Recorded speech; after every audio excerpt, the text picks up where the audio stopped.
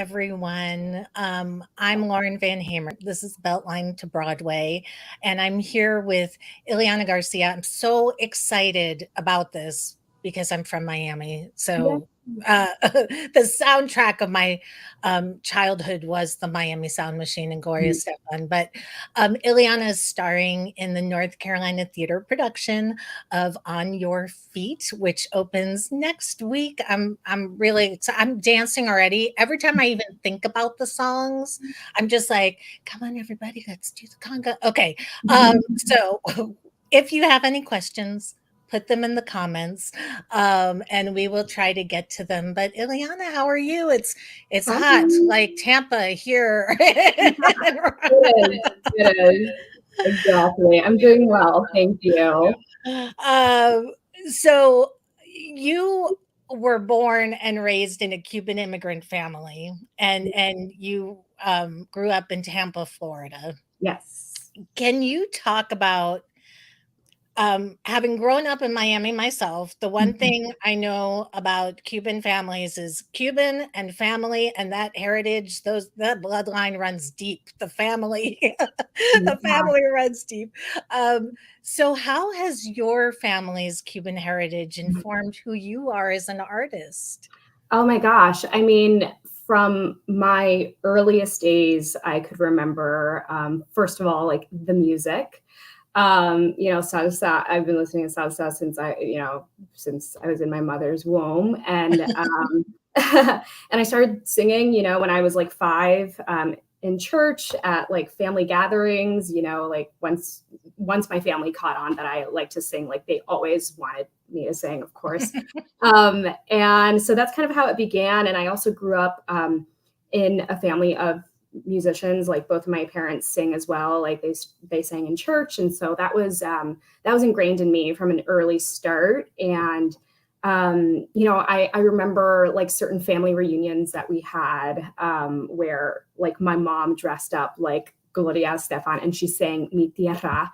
And those are like some of my earliest memories, of Gloria Stefan, and my mother singing her music, me like discovering like conga and like being obsessed with it, and just reveling in the fact that I had this connection to, um, and seeing myself almost, in a like Cuban pop star, which like I would have never thought that, I would see myself in a Cuban immigrant nonetheless.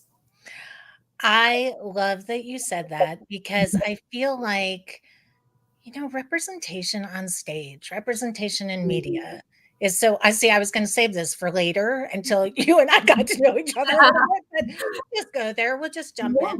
I love Um, it. but I feel like representation on stage is so important, and Mhm. still in theater, even in television and film, which I know you've done quite a bit of, Latina representation, I think Actors Equity did a survey of their members, Mhm. only like 3% identify as Hispanic or Latinx. Mhm. So can you talk about why that representation is so important? Because I feel like maybe if there was more representation on stage, Mhm. you would have found theater much earlier than you did. Yeah. Yeah, I agree. I saw my first musical, I think when I was like 14. It was Thoroughly Modern Millie. And and that led me down to like me looking up on YouTube, like Sutton Foster, and discovering all of these shows, and what it was, and what performance was on stage. And I never saw somebody that looked like me, or like Latinos or Latinas on stage. And that was it. It kind of got in my head a little bit, but I was like, I feel like I'm good at this. And I, then went on the path of getting my degree in musical theater. But still, even throughout, all of the like regional gigs I booked, even so far as TV, there's this, there are like the calls for roles are always like, young mom, or, some stereotypes that kind of persist throughout the industry. And I felt like I was going in for just like one type of role, or, and so to have this story told, to see somebody who broke barriers, who fought against the stereotypes and the stigmas of like what like being Latin was, um, crossing over, from just Spanish songs to Latin infused English songs, is so important to see that, we are superstars, we are doctors, we are intelligent, we are creative, we are beautiful, we're more than just, like, I don't know, it's just so many things that kind of I've seen in my career are just reduced to like a certain type. So to be able to play this role, I mean, is so beyond. I'm so humbled and so grateful to do it. And there'll be some little girl in the audience looking at you, and you will be, Yeah. I know Mandy Gonzalez said she saw Daphne Rubens Vega in Rent, Mhm. and that became the role model for her. You will be the role model for lots of little girls who get to see you on television and on stage. So I love this. It's funny that you bring Mandy up because she was the one Latina that I saw myself. Like when I first saw In the Heights videos on YouTube, I ended up seeing the tour, not on Broadway, but I saw the tour, and that was the first time that I was like, oh, this is like an accurate representation of like my people.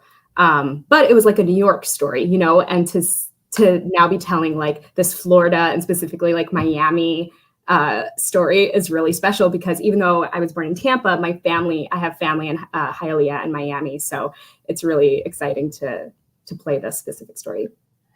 We're gonna get into that, and Gloria and Emilio are such a gift to Miami. They give back so much to the city, and they have for years and years, decades and decades. They're business owners. They just do so much for the city. So we're gonna get into that. But um you mentioned Sutton Foster, so I can't not mention Sutton Foster.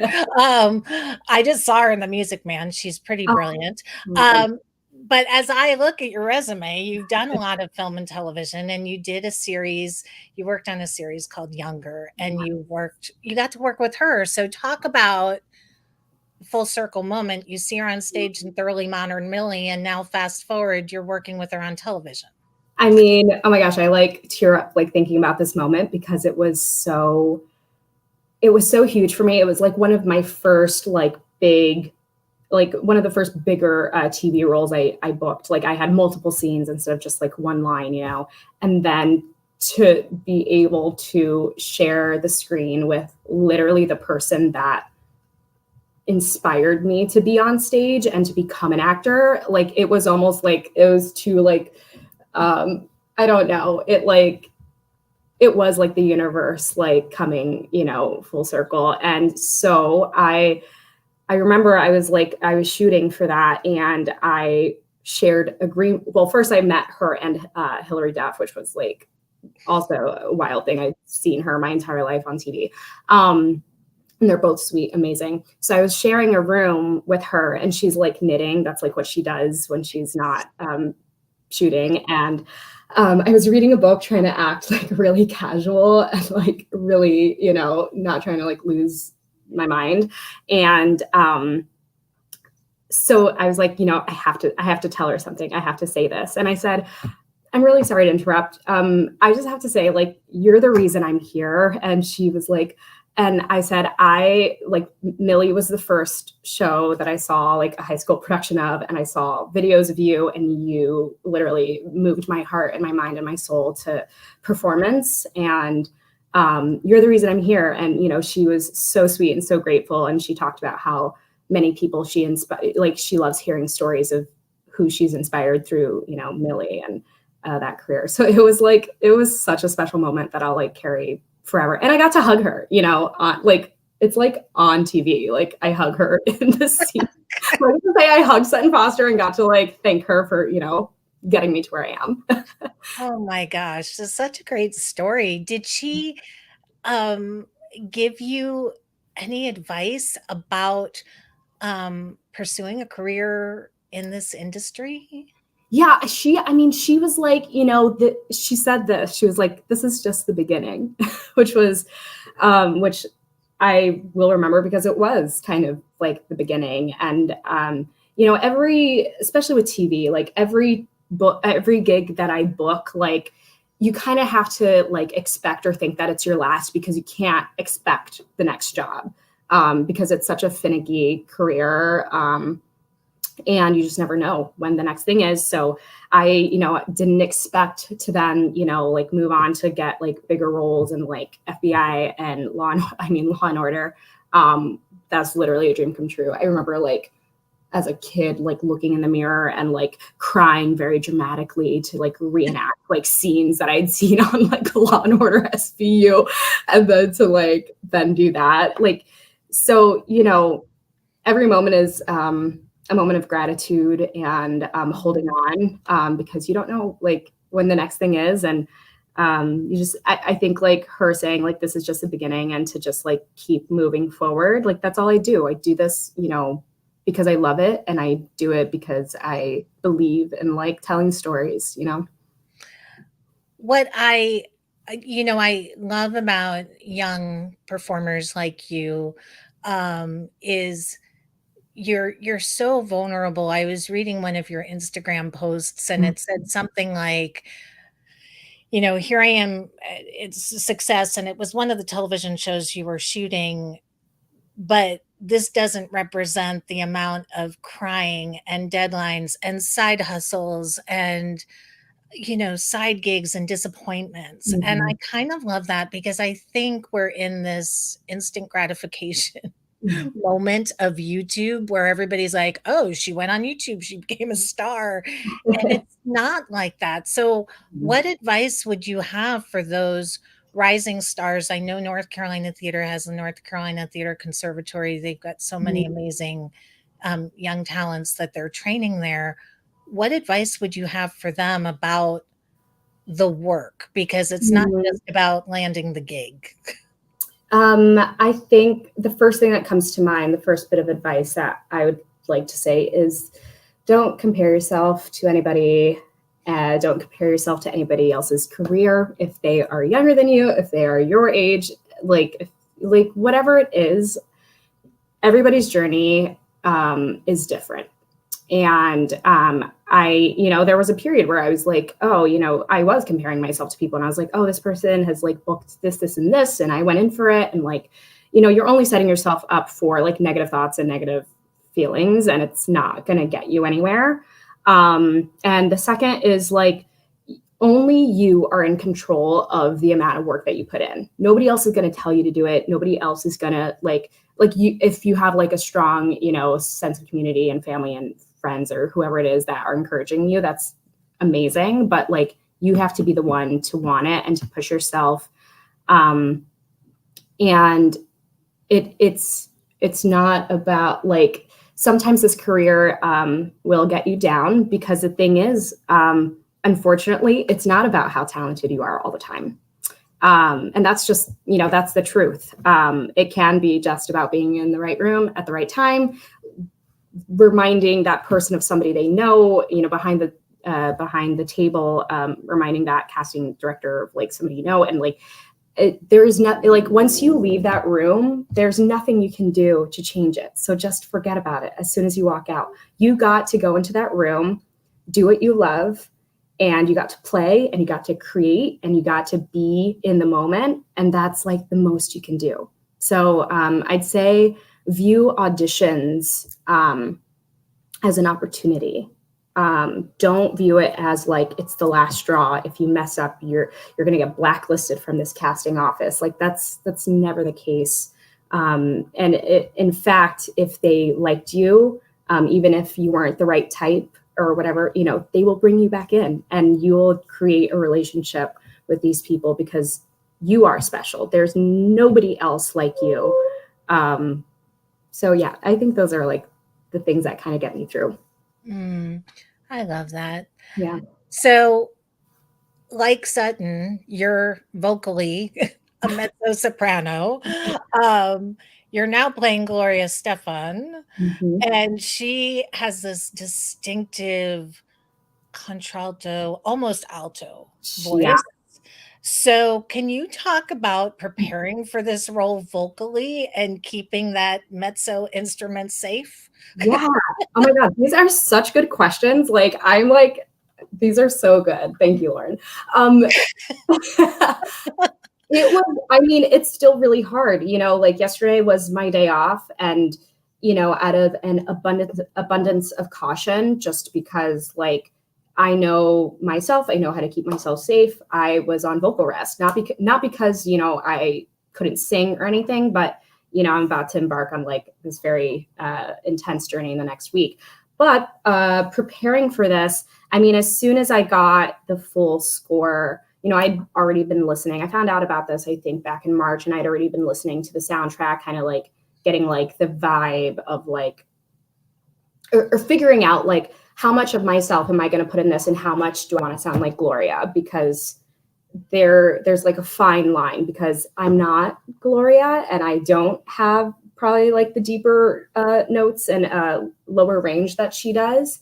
And you really have to protect yourself from those, like you can't push, so immediately I started like working on that. I went to a coach a few times in the process, to really like run through everything, make sure everything felt good.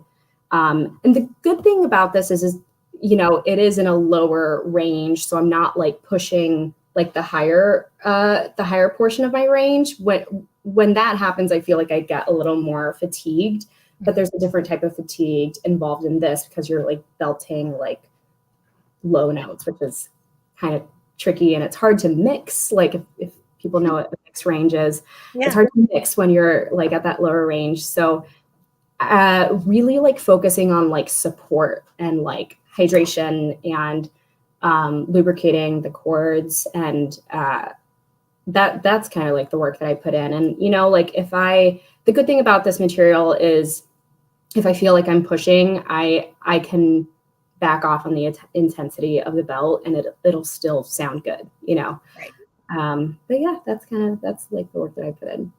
I love that you say this. I always think artists are like athletes, and we see the finished product on stage and we're like, "Oh, this is so fabulous." We don't um always recognize the months and months of work that Mhm. go into Oh this yeah. finished product. So I love that we're kind of talking about process versus the finished product, although the finished product's going to be glorious. So And you know what? I'll go back to this for the younger viewers as well. Something that I think set me up for success once I got here, because this process, I don't know if I'm jumping the gun on some questions, viewers, but jump away. I'll like leave. Anyways, so this is like a very fast process. This is a 3-week contract. We put up the show in 6 days, I believe, and then we have like 4 days of like tech and like incorporating the band.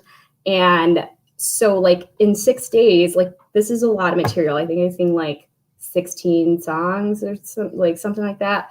And there's a lot of scene work, like on top of this being a very like vocally challenging show. There are a lot of intense raw scenes between me and Emilio, me and my mom. So it's a lot of material. So I knew I had to set myself up for success by getting like pretty much completely off book regarding songs, regarding scenes, so that and you want to do this, young viewers, because once you get into that rehearsal room, you don't have time to think about your lines, about what you've forgotten about the song, the lyrics to the song. You have time to, like, this is the time to learn your blocking, to learn your choreography, to learn your intention, and like the connections that you have on stage. So I would say that's like a really important skill to carry with you and know in both in TV and film and theater. Sorry. Oh, I think it's so true. So when I was 16, I had a talk show on the radio on Mhm. WDNA Miami, um, 88.9. It's called Teen Talk. And one of my very first interviews was with Emilio Estefan, Oh my because the goodness. Miami Sound Machine was shooting a Pepsi commercial for the Super Bowl. Oh my And I'm totally aging myself here. But they were, and Amelia was so lovely and gracious to do my little 16-year-old Oh, it's interview. so sweet. But as you have dove into their story, has there been, we all know Gloria Estefan as this singer, is this real icon now. I mean, I just watched Father of the Bride with my daughter, this new version of it. I mean, she's done so much, but Mhm.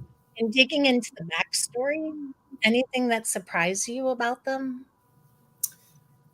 Hmm. You know what? Actually, Maya actually sent me this the other day. It's like a Red Table Talk that they conducted. I don't know. I think like recently, like in 2020 or something, and they talk about like the drama of like the actual accident that happened, and I didn't realize like truly how frightening and how like just how much everybody was affected by this accident because people like thought she had died. Like her mom really did think she had died. And they, I think like, I think seeing their recounting of this retelling of the story that like kind of put into focus like what they went through. And also something that I really identified with that I connected with Gloria on this. She mentioned how there's a song in the show called Reach where they go through all the letters and all the fan letters that came through during her time in the hospital and recovery. And in this show, like the song is like it's elevating her. It's like giving her hope and for the future and for recovery. And I was like, oh, maybe that was just like kind of their, I don't know. But in the story that they tell, she said that she literally felt like everybody's prayers and the good thoughts and the manifestations of hope and positivity. Like she was like, I felt them going into my spine and I felt it like giving me strength again. Mhm. And it's funny because like in rehearsal, I took that and I leave during Reach, but like in the beginning of it, it meant something different to me. And it actually grounded me in the scene more. So that was something really surprising. Is there more pressure when you are playing not just a real life person, but a real life person who is living and breathing and who so many people know? Yeah, yeah, I think so. I don't think she's coming to this production. I think if she was coming, this would be a completely different. Uh, She did tweet about it, it's on her radar. no Not way. that she's coming, but that she wishes you all good luck, Oh so my gosh, that's so funny. I did not know that. I love that. Wow, I'm gonna like print that tweet out and frame it. Oh my gosh, I'm own like, it, claim it. um, like, yeah, of course it is. I think like if she was actually coming, it would be a different kind of pressure. But I think like first and foremost, I think it's like it's important, to like I can't once again, I can't be her. I'm not her. But I think to like really tell the story as accurately as possible to try to like get the feeling, the experiences that she actually went through, to show the audience like these are the real things that happen. And I think like that helps the audience like really connect and really understand this person. So I think that's like the main thing, um, is is letting the audience know what the story is. And I think capturing, anytime you're playing this kind of role, I think capturing the essence versus trying to do a straight up imitation, or, Impersonation, yeah. you're not doing a Gloria Stefan impersonation. You are playing a character role, and I think capturing that essence Mhm. is almost more important than just trying to impersonate her. Right, right. Because if it was an impersonation, I think we'd lose we'd lose the story. It would be more about like how accurately am I impersonate. It would just be a total distraction. I think. It loses the authenticity, I think, of what's happening in the story. Mhm. That's where I think it And is. and the thing is, like we're telling this story, like to talk about like, this dream of theirs and like fulfilling the American dream, but also like it's like a family drama. There are a lot of things that happen, and people in the audience can connect with this. I don't know who doesn't have family drama. Like people will be able to see themselves in the conflict between mother and daughter, and um, and husband and wife. People will be able to connect, and if they're detracted in any way from those things, like we're not going to get like the empathy or like the understanding of the audience. And coming of age. This is really a coming of age story because she started when she was really young, and Yeah, then she, grew into I mean, she's still performing, but she started I don't think people realize how young she was when she started singing. yeah, So, she's like do you 16.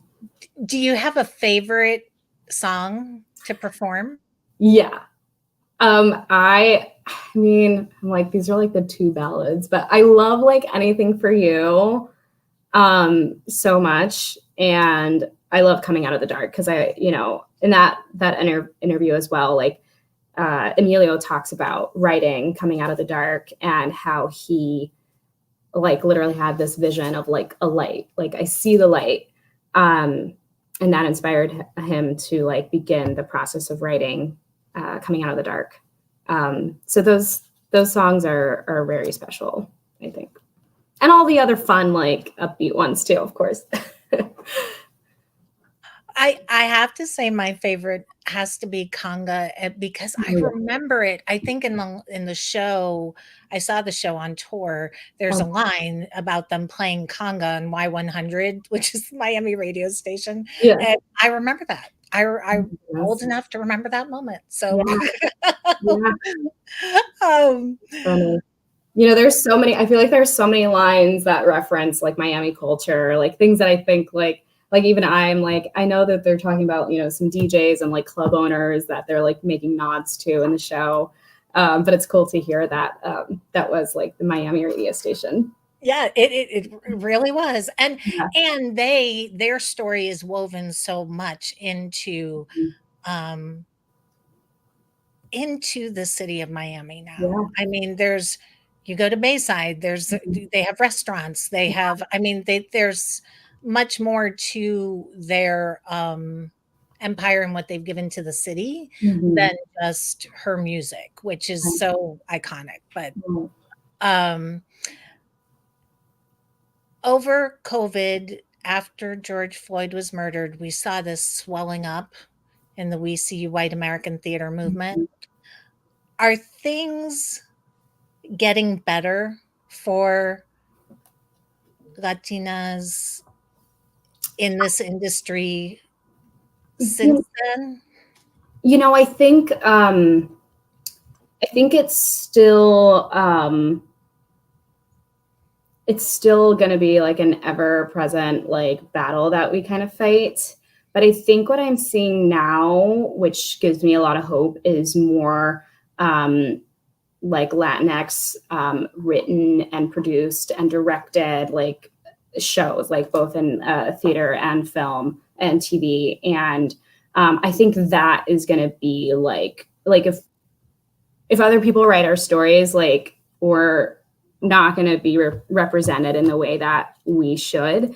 And I'm a firm believer in like writing your own content and writing your own stories, and and being led, by people that understand those stories.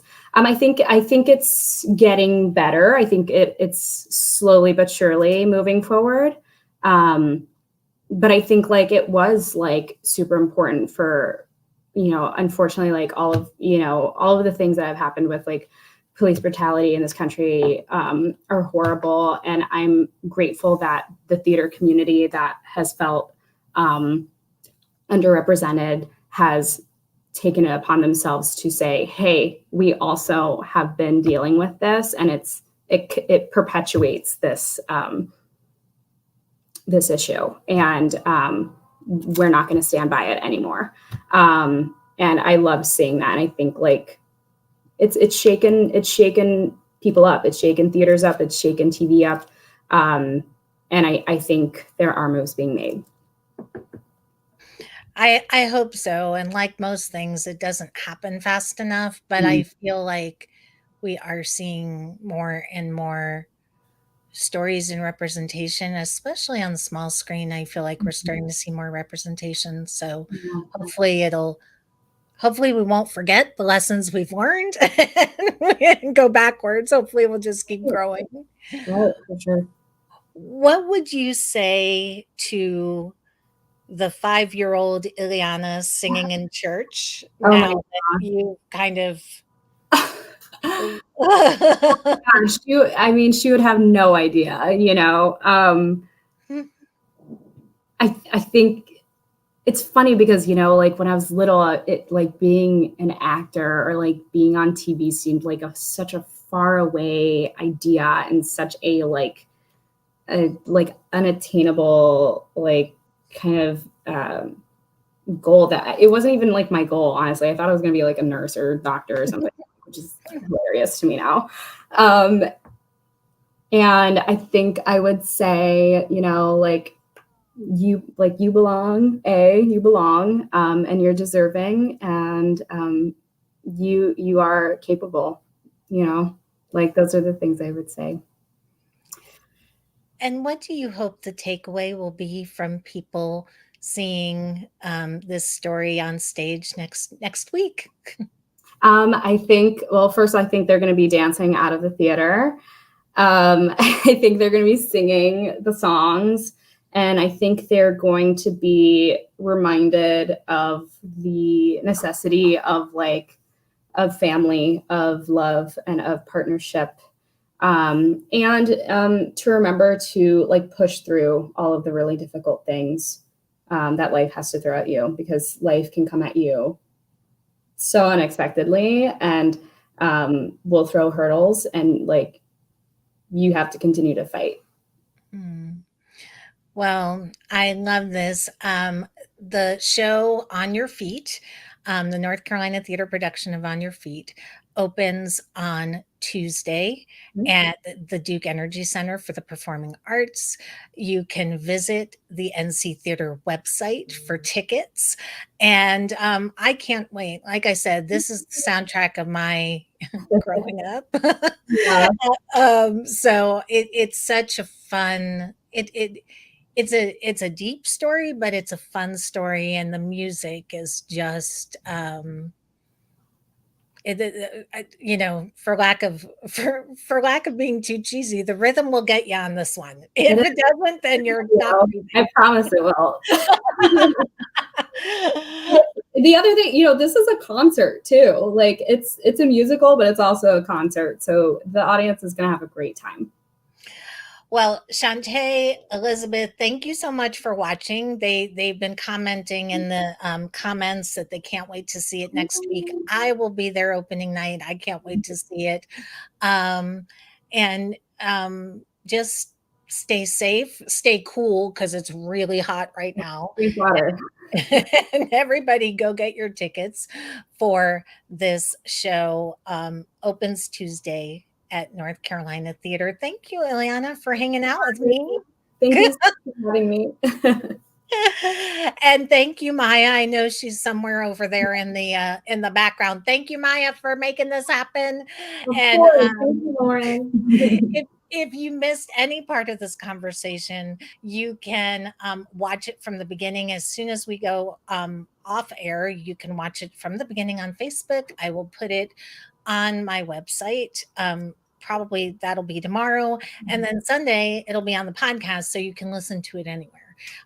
So anyway, thank you so much. Thank And you. I'll see you Tuesday. Yeah, I'll see you. Thank you so much. Thank you. Have a good day. Bye. Bye bye.